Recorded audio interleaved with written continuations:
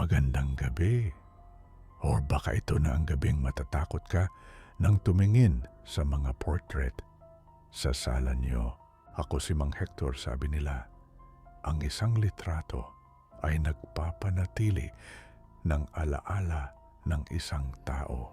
Pero sa mundo ng kababalaghan, ang litrato ay pwedeng maging isang bintana o isang kulungan. May mga portrait na hindi lang nakasabit sa pader. Nagmamasid sila. Nakikita nila ang bawat kilos mo at minsan, hindi sila kontento sa pagtingin lang. Maupo ka. Siguraduhin mong walang nakatingin sa likod mo.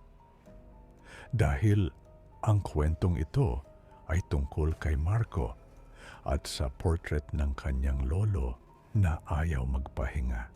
Pakinggan mo ang kwento ng litratong kumukurap.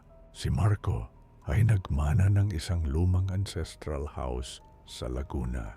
Sa gitna ng malawak na sala, may nakasabit na dambuhalang portrait ng kanyang Lolo Vicente, isang istriktong hatsindero.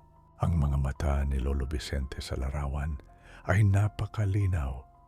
Tila ba buhay na buhay ang pagkakapinta.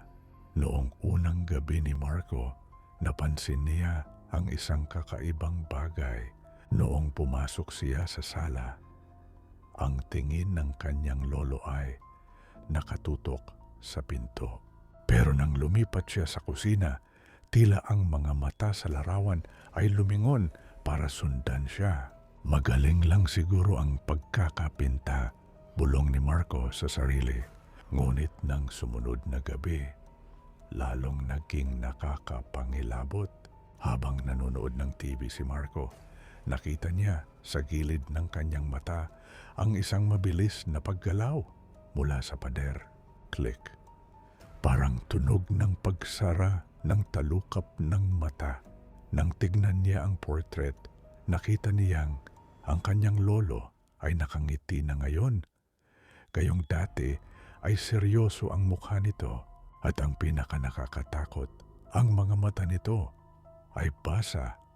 Tila ba kakaiyak lang o kakamulat lang. Sa sobrang kaba, kinuha ni Marco ang isang kumot at tinakpan ang portrait. Pero sa kalagitnaan ng gabi, nagising siya sa tunog ng mahinang pag-ubo. Galing ito sa sala. Pagbaba niya, ang kumot ay nasa sahig na.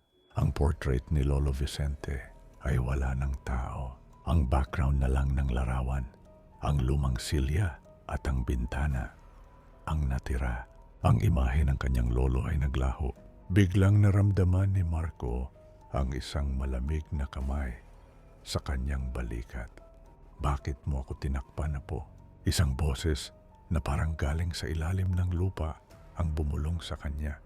Nang lumingon si Marco, nakita niya ang kanyang lolo hindi bilang tao, kundi bilang isang manipis at patay na bersyon ng pintura. Ang balat nito ay bitak-bitak na parang tuyong oil paint. Tumakbo si Marco pabalik sa kanyang kwarto at nilock ang pinto. Kinuha niya ang kanyang cellphone para tumawag ng tulong. Pero nang tignan niya ang kanyang huling selfie, nakita niya sa background ang kanyang Lolo Vicente. Nakadikit ang mukha sa likod ng kanyang ulo. At sa mismong sandaling iyon, ang imahe sa cellphone ay kumurap. Nang sa pilitang pasukin ng mga barangay ang bahay pagkalipas ng ilang araw dahil sa masamang amoy, wala silang nakitang Marco.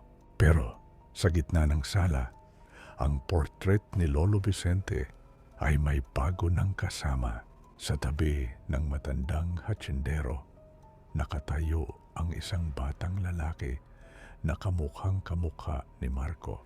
Ang portrait ay mukhang masigla at kung tititigan mo itong mabuti, makikita mo ang mga mata ng dalawang nasa larawan na sabay na kumukurap, naghihintay sa susunod na papasok, sa susunod na papasok sa bahay.